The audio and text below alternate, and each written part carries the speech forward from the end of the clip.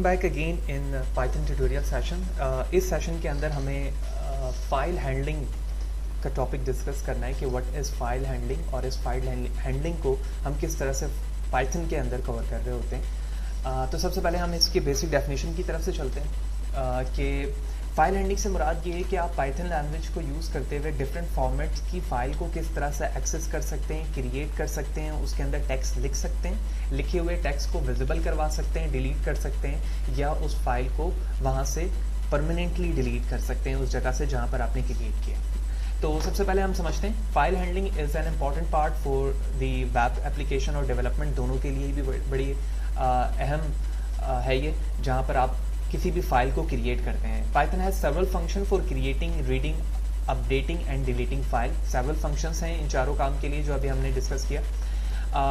इस फंक्शंस को परफॉर्म करने के लिए, जो कि हमने creating, reading, updating and deleting के नाम से देखा है, इसको परफॉर्म करने के लिए हमें एक बिल्ट इन फंक्शन की ज़रूरत होती है जो कि पाइथन प्रोवाइड करता है, जिसको हम कहते हैं ओपन फंक्शन। इस ओपन फंक्शन के दो पैरामीटर्स हैं। फर्स्ट में हम फाइल नेम लिखते हैं, जबकि सेकंड के अंदर आप उसका मॉड डिफाइन करते हैं कि जिस पर्पज़ के लिए आप उसे बना रहे हैं। अब वो मॉड्स कौन कौन से हो सकते हैं, यहाँ पर मैंने कुछ मॉड्स को डिस्कस किया है। सबसे पहले हम मॉड ए की बात करते हैं। अगर मैं एक फ़ाइल बना रहा हूँ फहद हुसैन डॉट टेक्स्ट के नाम से, तो अगर मैं अपेंड की बात करूँ, ए फॉर अपेंड पे वो काम कर रहा होता है। तो open a file for appending, create the file if it doesn't exist.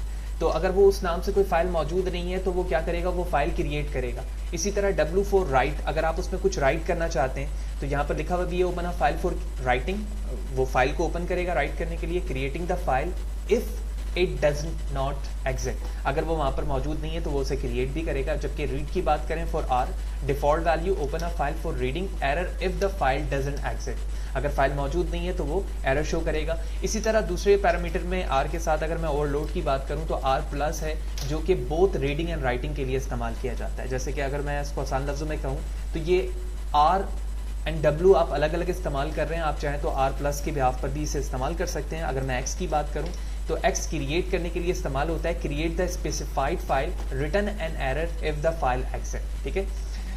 Additionally कुछ हमारे पास मॉड्स मौजूद हैं। अगर मैं टी की बात करूं, टेक्स्ट डिफ़ॉल्ट वैल्यू, ठीक है, जो डिफ़ॉल्ट वैल्यू को रीड करने के लिए इस्तेमाल हो रहा है। जबकि बी फॉर बाइनरी, और ज़्यादातर बाइनरी आपको पता होना चाहिए कि जब हम इमेज को रिट्रीव कर रहे होते हैं तो हम बाइनरी कोड पे उसे कन्वर्ट करते हैं ताकि उसका रिट्रीवल हमारे लिए आसान हो जाए। तो ये कुछ बेसिक थ्योरेटिकली हमारे पास कुछ नॉलेज की ज़रूरत थी जो कि हमने यहाँ पर देखा। नाउ अब हम देखते हैं कि हम इसे प्रैक्टिकली किस तरह से परफॉर्म कर सकते हैं। प्रैक्टिकली परफॉर्म करने से पहले सबसे पहले तो मुझे ये देखना होगा कि जो फाइल मैं इस वक्त क्रिएट कर रहा हूँ उसकी वर्किंग डायरेक्टरी क्या है। लिहाजा वर्किंग डायरेक्टरी देखने के लिए हमें यहाँ पर एक कमांड लिखना होता है ls। ठीक है, ls लिखने के बाद मैं शिफ्ट के साथ एंटर प्रेस करूँगा तो ये मुझे वर्किंग डायरेक्टरी बता रहा है जहाँ पर इस वक्त मेरी तमाम फाइल स्टोर हो रही हैं। तो C पर यूज़र का फोल्डर है, यूज़र पे फहद हुसैन मौजूद है, लिहाजा मैं यहाँ पर पहले जाऊँगा। तो मैं C पे चलता हूँ,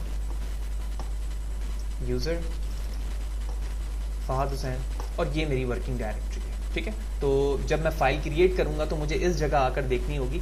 आपके मशीन पर ये डिपेंड करता है, आप ls करके देखेंगे कि आपकी वर्किंग डायरेक्टरी क्या है। तो जब आप फाइल को क्रिएट करेंगे तो आप इस जगह पर जाकर अपनी फाइल को देख सकते हैं। आप चाहें तो उसे चेंज भी कर सकते हैं। अब हम चलते हैं अपने उसी थ्योरेटिकल सेशन की तरफ। अब हम उस थ्योरेटिकल सेशन को प्रैक्टिकली डिस्कस करेंगे। तो सबसे पहले मैंने एक वेरिएबल लिया f, आप कोई भी वेरिएबल ले सकते हैं लेकिन फंक्शन हमारे पास ओपन ही होगा जो हमने डिस्कस भी किया था। तो ओपन के अंदर दो पैरामीटर होते हैं, ठीक है, जो फर्स्ट फाइल नेम है, दूसरा मॉड है। तो मैंने एक फाइल बनाना है जिसका नाम होगा फहद file1.txt, और ये अपेंड के लिए इस्तेमाल किया जा रहा है। लिहाजा ये टेक्स्ट जो कि मैंने मल्टी लाइन पर यहाँ पर लिखा है f.write, ठीक है, /n के साथ, तो वन लाइन पे ये लिखा आएगा, सेकंड पे ये, थर्ड पे ये, फोर्थ पे ये। और हमारी गुड प्रैक्टिस ये है कि जब भी हम फाइल को क्रिएट करते हैं या उसमें राइट कर रहे होते हैं तो साथ ही साथ अपने फाइल को हम क्लोज भी करें। लिहाजा ये करने के बाद मैं शिफ्ट एंटर टू एग्जीक्यूट करता हूँ और उसके बाद अपनी वर्किंग डायरेक्टरी में जाकर देखूंगा कि क्या fahad.file के नाम से कोई फाइल बनी है। लिहाजा मैं यहाँ पर आया हूँ और आप देख रहे हो कि fahad file1 के नाम से ये फाइल बन चुकी है। मैं इसको डबल क्लिक करता हूँ और उसके बाद आप देख रहे हो कि इसमें वही तमाम टेक्स्ट लिखा आ चुका है जो टेक्स्ट मैंने वहाँ पर लिखा था। तो मैं इसके साइज़ को थोड़ा सा कम कर देता हूँ ताकि विजिबिलिटी और भी बेहतर हो जाए। ठीक है, तो इस वक्त ये तमाम टेक्स्ट हमारे फाइल पर लिखे आ चुके हैं। मैं कैंसिल करता हूँ, दोबारा से अपने फाइल पर चलते हैं। इसके बाद है हमारे पास R4 read open and read the file after the appending, यानी कि जब आपने अपेंड कर लिया है अपने कंटेंट को, अब आप सिर्फ और सिर्फ उस फाइल को रीड करना चाह रहे हो जिसका नाम है फहद फाइल 2, ठीक है, जो कि इस वक्त यहाँ पर मौजूद नहीं है क्योंकि अभी मैंने फाइल जो बनाई है वो फहद फाइल 1 के नाम से बनाई है। तो लिहाजा अगर मैं डेफिनेशन की बात करूँ आर, तो आर ये कहता है कि read default value, open a file for reading, error if the file doesn't exist. Let's see. तो शिफ्ट के साथ एंटर प्रेस किया और आप देख रहे हैं कि नो सच फाइल और डायरेक्टरी, कि ऐसी कोई भी फाइल मौजूद नहीं है, लिहाजा इसने क्या किया, हमें एरर शो किया। लिहाजा जो फाइल मैंने बनाई है अब मैं चाहता हूं कि मैं उसी को देखना चाहता हूं, यानी जो फाइल मैंने पहले बनाई है, यहाँ पे 2 लिखा हुआ है, मैं इसे रिप्लेस करता हूं पहले वाली से और उसके बाद शिफ्ट के साथ एंटर प्रेस करूंगा। जूम आउट करते हैं और अब आप देख रहे हो कि जो मैं खुद जाकर वहां पर टेक्स्ट देखता था, अब मैं अपनी स्क्रीन पर ही उसी टेक्स्ट को देख पा रहा हूं। इसके बाद है राइट ऑन द फाइल। अगर आप फाइल पर लिखना चाह रहे हैं डायरेक्टली, पहले तो आपने अपेंड किया, तो अपेंड से वो ना सिर्फ फाइल बनी बल्कि आपने साथ ही साथ उस पर टेक्स्ट भी बनाया। तो हम ज़्यादातर राइट का इस्तेमाल उस वक्त भी करते हैं जब हमारे पास फाइल बनी हुई होती है लेकिन उस पर टेक्स्ट मौजूद नहीं है, ठीक है। तो इस वक्त मैं एक फाइल बना रहा हूँ, फहद फाइल 3, और फहद फाइल 3 के नाम से कोई भी फाइल मौजूद नहीं है और उस वक्त मैं इसे राइट कर रहा हूँ। लिहाजा हम देखते हैं कि इसका आउटपुट क्या होता है। शिफ्ट एंटर टू एग्जीक्यूट, और फहद फाइल 3 मैंने बनाई है, लिहाजा मैं यहाँ चलता हूँ और आप देख रहे हैं कि तीसरी यानी दूसरी फाइल बन चुकी है। दूसरी फाइल तो हमने बनाई नहीं थी और इसको जब ओपन करता हूँ तो इसमें वही टेक्स्ट भी मौजूद है। इस तरह से हमने तीनों ऑपरेटर्स को यहाँ पर देखा कि W4 क्या हो रहा है, R4 क्या हो रहा है, और इसी तरह हमने अपेंड को फर्स्ट पे देखा कि A4 किस तरह से फाइल बनती है और उसके अंदर टेक्स्ट ऐड किया जा रहा है। अब हमने राइट को तो देख लिया कि एक फाइल मौजूद नहीं थी, तो मैंने राइट किया तो उसने वो फाइल भी बना दी। लिहाजा एक फाइल ऑलरेडी मौजूद है जिसका नाम है फहद फाइल 1 और इसमें ये टेक्स्ट मौजूद है इस वक्त। लिहाजा मैं इसी कोड को राइट पे इस पे चलाता हूँ, ठीक है। फहद फाइल के नाम से ऑलरेडी फाइल मौजूद है और उसमें ये 6 और लाइन ऑफ कोड मौजूद है या वट एवर जितनी भी क्वांटिटी है यहाँ पर। अब मैं उसको एक लाइन पर लाना चाह रहा हूँ जो मैं यहाँ पर राइट कर रहा हूँ। लिहाजा शिफ्ट एंटर टू एग्जीक्यूट, उसके बाद दोबारा मैं अपने फाइल पर चलता हूँ, फहद फाइल 1, और आप देख रहे हैं कि वो तमाम फाइल इस वक्त क्या हो चुकी है, जितना उसमें टेक्स्ट मौजूद था वो रिप्लेस हो चुका है। इसी कोड को अगर मैं अपने कोड पे देखना चाहता हूँ, लिहाजा मैं इसे रन करता हूँ और आप देख रहे हैं कि वो इस वक्त रिप्लेस हो चुकी है। नाउ रीड को राइट तक हमने चीज़ों को देख लिया। रीड भी अभी हमने देखा कि अगर मैं फाइल 3 को डायरेक्टली रीड कराना चाहता हूँ तो मैं किस तरह से देख सकता हूँ। इसके बाद एक्स है, और एक्स की बात करें तो हमने यहाँ पर देखा था कि क्रिएट द स्पेसिफाइड फाइल, ठीक है, वो क्रिएट करेगा, वगरना रिटर्न करेगा error if the file exit. तो फाइल हमारे पास कौन सी मौजूद है? फाइल हमारे पास मौजूद है फहद फाइल 1, लिहाजा मैं एक्स में पहले एग्जिस्ट फाइल लेकर आता हूँ। तो ये फाइल मौजूद है हमारे पास और उसके बाद मैं शिफ्ट एंटर करता हूँ तो इसने बिल्कुल सही एरर दिया कि ये फाइल हमारे पास एग्जिस्ट है। लिहाजा मैं इसका नाम रखता हूँ फहद फाइल 4.txt, एंटर, और हम चेक करते हैं कि क्या फहद फाइल 4 के नाम से फाइल बन चुकी है। बिल्कुल बन चुकी है और ये एम्प्टी है, इसमें मैंने कोई टेक्स्ट ऐड नहीं करवाया था।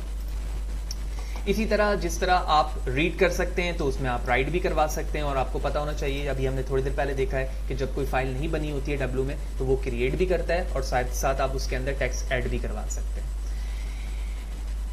कुछ एडिशनल फीचर्स यहाँ पर देखना है कि अगर कोई फाइल बनी हुई है और आप उसमें रीड करना चाहते हैं तो आपने देखा है कि वो तमाम टेक्स्ट को लेकर आता है, लेकिन मैं ये चाहता हूँ कोई specific number of the lines को वो लेकर आए, तो उसके लिए भी कुछ एडिशनल पैरामीटर्स की वैल्यूज हमें लिखनी होती है रीड के साथ। जैसे कि आप यहाँ पर देख रहे हो कि यहाँ पर कोई एडिशनल वैल्यू इस वक्त मौजूद नहीं है। फहद फाइल 3 है तो मैं इसे क्या करना चाहता हूँ, रीड करना चाहता हूँ। मॉड यहाँ पर आर लिखा हुआ है, ठीक है, लिहाजा मैं इसको एग्जीक्यूट करता हूँ, शिफ्ट एंटर टू एग्जीक्यूट, और इसमें एक ही लाइन ऑफ कोड है जो कि हम रिप्लेस कर चुके थे, वो बिल्कुल लिखा आ रहा है। अब मुझे ये बात समझनी है कि मैं 5 लाइनें कैसे इसमें रन कर सकता हूँ। लिहाजा इसके लिए ज़रूरी है कि पहले इस फाइल में more than 5 line of text मौजूद हो।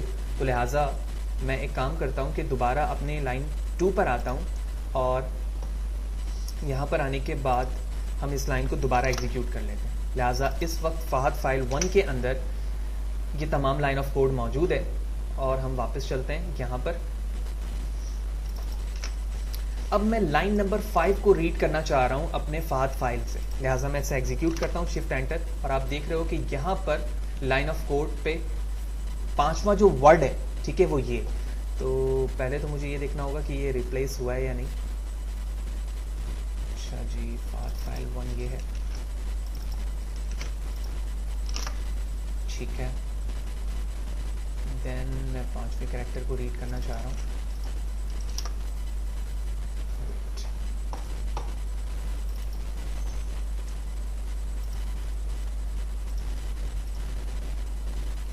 ठीक है, तो मैंने ये फाइल दोबारा क्रिएट की है और जब मैं इसे रीड करवा रहा हूँ तो आप देख रहे हो कि यहाँ पर ये इस फॉर्मेट से टेक्स्ट फाइल यहाँ पर आ रही है जिसका नाम फाद फाइल 1 है, लिहाजा इसको रीड करवाना है हमें। हम दोबारा अपने लाइन ऑफ कोड पे चलते हैं जहाँ पर फाद फाइल 1 से हम रीड करवा रहे हैं 5th को।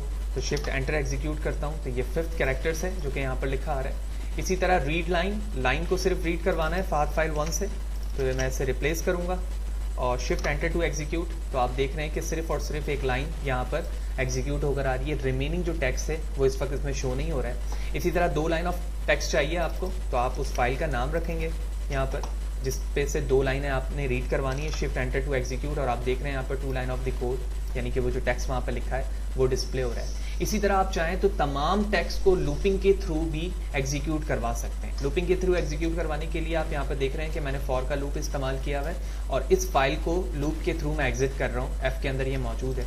लिहाजा फाद फाइल 1 को मैं रिट्रीव करना चाह रहा हूँ, शिफ्ट एंटर टू एग्जीक्यूट और लूपिंग के थ्रू तमाम लाइन्स ऑफ कोड यहाँ पर आप देख रहे हो कि एग्जीक्यूट हो चुकी है। इसी तरह हम चाहें तो डायरेक्टली रीड भी करवा सकते हैं और हमने पहले ही देखा है कि गुड प्रैक्टिस के लिए किसी भी रीड करने के बाद जो है या राइट करने के बाद अपने फाइल को आप क्लोज ज़रूर करेंगे। लिहाजा मैं यहाँ पर क्लोज करके भी उसी चीज़ को दिखा रहा हूँ। तो शिफ्ट एंटर टू एग्जीक्यूट और यहाँ पर एक लाइन क्लोज दी इसके साथ प्रिंट हो रही है और साथ ही साथ मैंने इसे क्लोज भी किया है।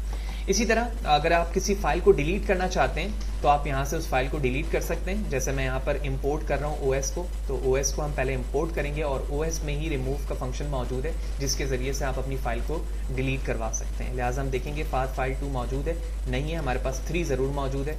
लिहाजा मैं यहाँ से 3 को डिलीट करता हूँ और डिलीट करने के बाद यहाँ पर हम जाके देखेंगे तो आप देख रहे हैं यहाँ पर अब 3 मौजूद नहीं है। इसी तरह अगर आप डिलीट करवाना चाहते हो इफ़ एल्स के थ्रू तो भी आप करवा सकते हो। इसके लिए आपको पहले यूज़ करना होगा एग्जिस्ट पाथ, कि आप उस जगह जाकर देखें कि वहाँ पर उस नाम की फ़ाइल मौजूद है। अगर मौजूद है तो आप उसे रिमूव कर दो और अगर मौजूद नहीं है तो आप यहाँ पर ये कमेंट शो कर दो। ठीक है, तो फाइल 2 हमारे पास मौजूद इस वक्त नहीं है। ठीक है, आप देख रहे हो 1.4, तो लिहाजा मैं इस कोड को रन करता हूँ और आप देख रहे हैं कि डजन एग्जिट। और लेकिन अगर मैं बात करूँ 4 की तो यकीनी तौर पर हमारे पास 4 मौजूद है। तो लेट्स सी, शिफ्ट के साथ एंटर प्रेस करता हूँ। The system cannot find the specific file to demo. अच्छा जी, ये मुझे चेंज करना होगा, यहाँ पे डेमो लिखा हुआ है, सॉरी अबाउट दैट।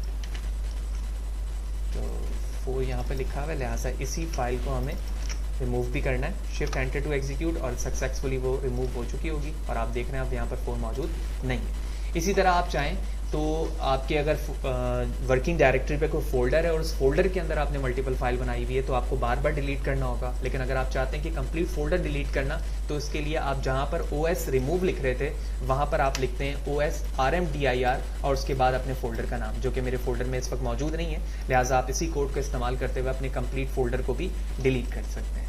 तो ये तमाम कोड आपको मेरे वीडियो के डिस्क्रिप्शन पे मिल जाएगा। ठीक है, इसके अलावा आप गूगल पे जाके Fahd Hussain free computer education लिखेंगे तो भी आप मेरे ब्लॉग को डायरेक्टली एक्सेस कर सकते हैं और वहाँ से आपको तमाम कोड ईजिली मिल जाएगा। इसके अलावा फर्दर तमाम कोर्सेज जो कि पाइथन के स्क्रैच से हैं वो भी आपको वहाँ पे मिलेंगे, यूजिंग इमेज प्रोसेसिंग और इसके अलावा वेब डिज़ाइनिंग, वेब डेवलपमेंट के कोर्स भी वहाँ पर आपको फ्री मिल जाते हैं। ठीक है, तो ये इस वक्त देख रहे हैं Fahd Hussain free computer education. आप इसको क्लिक करके ओपन करें और इस ब्लॉग के अंदर जाएंगे तो आपको पाइथन से रिलेटेड चीज़ें मिल जाएंगी और आप फ्रीली वहाँ से कोड कॉपी पेस्ट कर सकते हैं। तो ये मेरा ब्लॉग है।